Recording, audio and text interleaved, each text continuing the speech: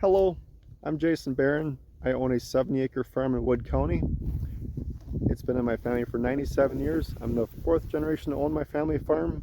I farm on dryland sand. I have 16 cow-calf pairs raised a year, where I fatten the steers and sell them direct to consumers, and also fatten 2 groups of hogs a year, 12 hogs per group, and sell them direct to consumers. Some of the things I raise on my farm include hay, pasture mixes, and corn, and that is all fed to the cattle and hogs. Some of the conservation practices I do on my farm to be sustainable include rotational grazing, cover crops, reduced tillage, and no-till planting. In the current pasture we're standing in, we're with only half of the current pairs. The other half, due to the drought of about 2 months of very dry conditions here, are on an emergency food source, which is a hay field at another location.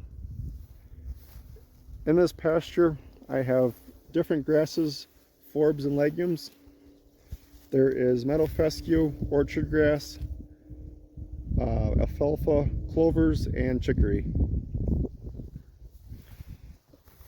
I've noticed a huge difference by going to daily or every other day moves on my pastures.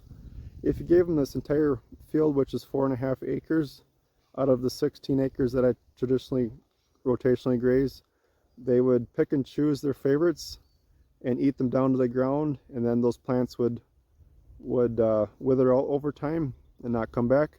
And then the undesirable plants, such as the other grasses they don't want to eat, or weeds, would go to seed, and then you'd have a weed problem with the cattle not wanting to eat the weeds or the undesirable plants.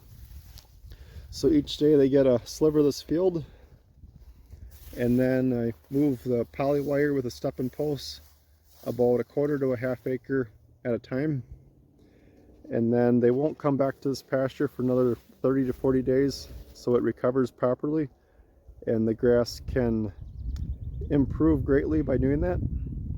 Some of the cover crops that I've done on my farm include oats and peas and winter rye. I usually try these cover crops in my garden before I try them in my fields.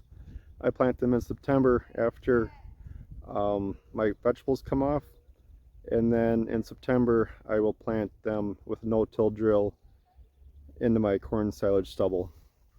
And then the following spring I will either work them in, or I will let the cattle graze them. Thanks for taking a tour of my farm today. Have a great day.